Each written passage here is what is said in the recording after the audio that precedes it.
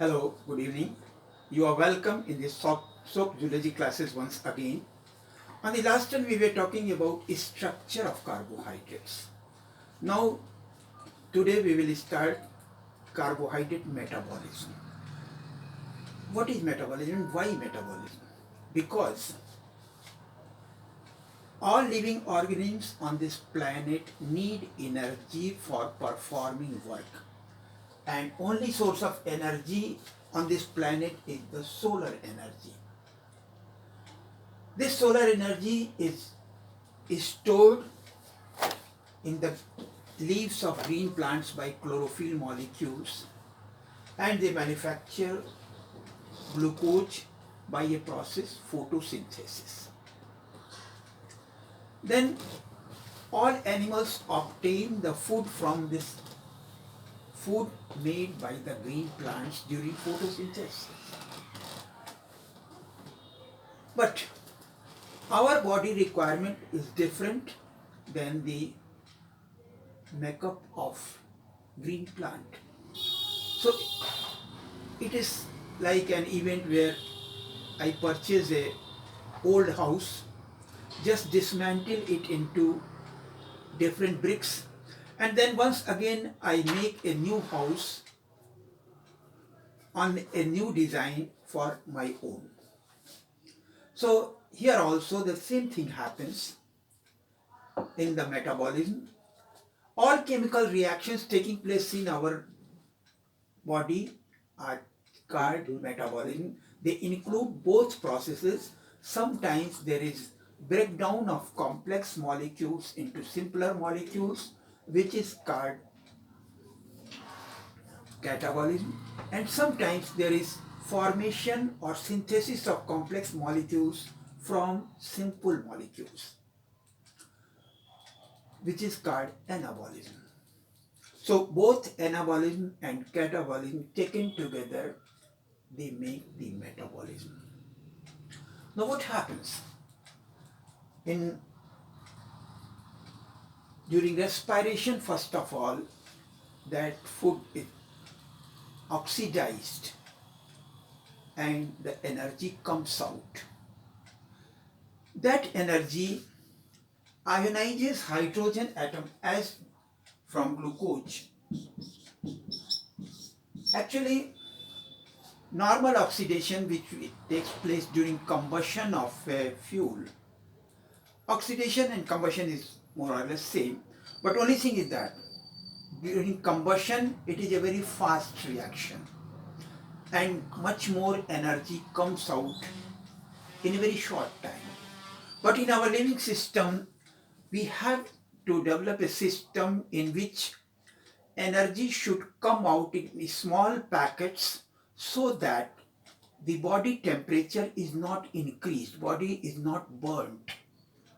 So for this thing, nature has developed a very beautiful arrangement, and I am thankful to one book which I had studied long ago.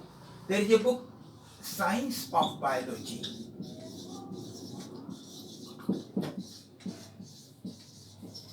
by Paul B.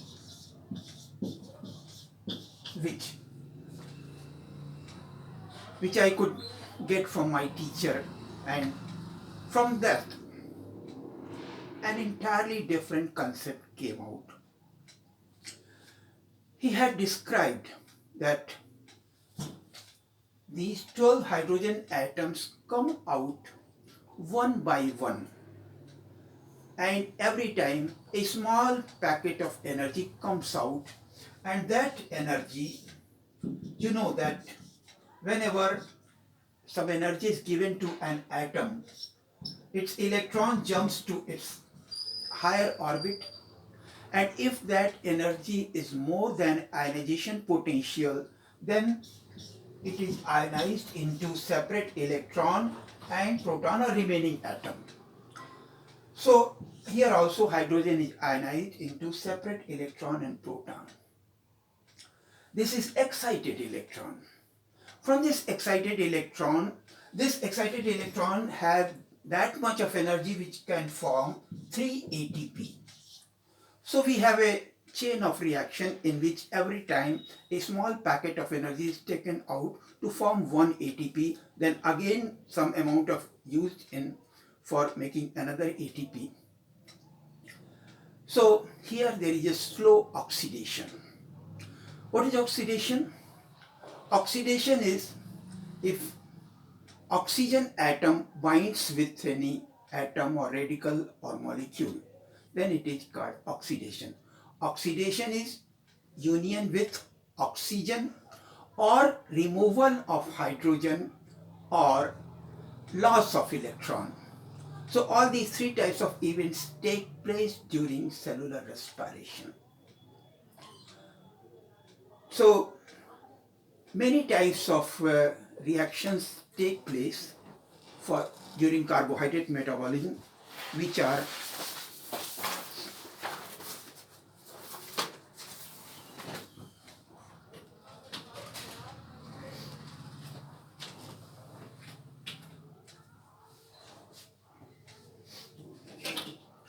so two reactions are anabolism and rest other are catabolism here. So there are many fates of glucose molecule in our living system. In plants, green plants, there is anabolism in which the formation of glucose takes place by photosynthesis, and in our liver also storage of glucose takes place in the form of glycogen, so it is called glycogenesis. Then there is glycogenolysis in the liver and muscle cells. Whenever there is a need, that glycogen is broken down into glucose molecule. Sometimes the 6-carbon glucose molecule is broken down up to the level of 2 molecules of 3-carbon units, which is called glycolysis. And there is one molecule which is the crossroad of all reactions taking place in our body, which is acetyl coenzyme A. So it connects, it is also called metabolic mill, and it connects it with amino acids and fatty acids also. So if there is a need of glucose and no stored glycogen is there, so what happens? In such cases, glucose is formed, synthesized from non-carbohydrate sources, the amino acids or fatty acids, and this process is called gluconeogenesis. So by gluconeogenesis, fatty acids and amino acid molecules are converted into glucose molecule. Then one more chain is there, hexose monophosphate shunt, HMP shunt, in which 5-carbon carbohydrates, ribose and deoxyribose, are formed in the intermediate chain, which are used for nucleotide synthesis. This acetyl coenzyme is again broken down up to the level of CO2 and H2O, which is called Krebs cycle. And both glycolysis and Krebs cycle are associated with another chain of events called electron transport system, in which whenever hydrogen atom comes out from glucose molecule, it is ionized into separate electron and proton. There is different pathway in the mitochondria for both electron and proton. For electron there is electron transport system. For proton transport there is chemi-isoosmotic concept. So ultimately the energy is used from this excited electron for the formation of ATP. Here there is a very interesting event. Union of any molecule or radical with phosphate is called phosphorylation. If glucose molecule binds with phosphate, it is phosphorylation of glucose. If glyceraldehyde binds with phosphate, it is phosphorylation of glyceraldehyde. So whenever any group of molecule or radical binds with phosphate, it is called phosphorylation. Here, what happens? When as soon as the hydrogen atom comes out from glucose molecule and ionizes into excited electron and proton, that energy is immediately stored for the phosphorylation of adenosine diphosphate to form adenosine triphosphate. So actually here the bond is high energy bond. Normal bond energy of a covalent molecule is about 2 to 3 kilocalories per mole, but here the high energy bond contains about 7 kilocalories. So it is a very suitable molecule for storage of energy. These are energy currency of the cell. So this coupling of oxidation with phosphorylation is called oxidative phosphorylation, in which energy coming out from the oxidation of glucose molecule is immediately utilized for the phosphorylation of ADP to form ATP, and this coupling of oxidation and phosphorylation is called oxidative phosphorylation. So oxidative phosphorylation is one of the very important reactions in living system. There is 3 types of phosphorylation. One, photophosphorylation, which takes place during photosynthesis, which you will study in botany class. In animal cells, 2 types of reactions are there. 2 types of phosphorylations are there. One, substrate level phosphorylation, and second, oxidative phosphorylation. In substrate level phosphorylation, what happens? That only that much amount of energy comes out which is utilized for synthesis of a single ATP molecule. In cellular respiration, sometimes such reactions take place. We will see just now. And so that is called substrate level phosphorylation. And in oxidative phosphorylation, as much energy comes out which is used for the synthesis of 3 ATP molecules. Once again, there is aerobic respiration and anaerobic respiration. Anaerobic respiration may take place even in the absence of oxygen. Aerobic respiration always takes place in the presence of oxygen. So what happens? In oxidation of one glucose molecule, 686 kilocalorie energy comes out, from which 38 ATP molecules are synthesized during aerobic respiration. But in anaerobic respiration, only 2 ATP molecules are synthesized. So let us see one very important event of cellular respiration, the electron transport system, which is the crucial step associated with both glycolysis and Krebs cycle.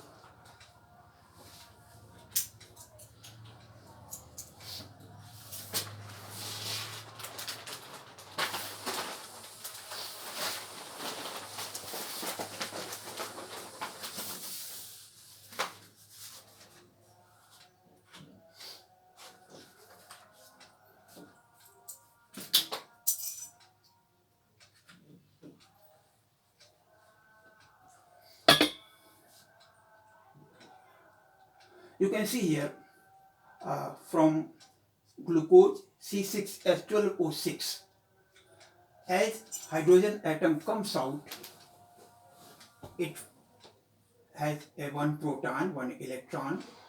It ionizes into a separate electron and separate proton, and it is taken by a series of molecules, normally with all the substrates except succinic acid. it starts from NAD. But there is an exception. During oxidation of succinic acid, it starts with the second step from the FAD. I want to emphasize only this much thing, that here NAD first of all takes hydrogen reduced into NADH plus H-ion.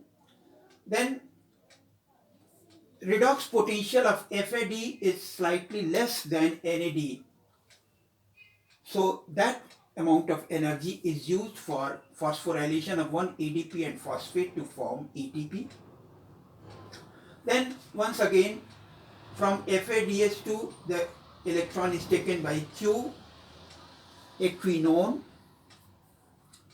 and there is a system of cytochrome system. Cytochrome molecules, a group of many molecules, so they are called cytochrome system. There is cytochrome B, cytochrome C, cytochrome A, and then cytochrome A3 or cytochrome oxidase. So what happens here, in between cytochrome B and cytochrome C, there is one synthesis of one more ATP, and in between cytochrome C and cytochrome A, again there is synthesis of another ATP. So these are the three steps where that energy of excited electron is utilized for binding adenosine diphosphate molecule and a phosphate by a high energy bond to form ATP molecule. And for removal of hydrogen atom one by one, we have a long chain of reaction, the glycolysis and Krebs cycle. First of all, I would like to emphasize you actually what are the steps during which energy transformation takes place. Normally we learn about different steps, but most of the books do not describe very clearly that at what steps the energy transformations are taking place. So first of all, we will revise that steps where energy transformation takes place. So let us discuss about glycolysis.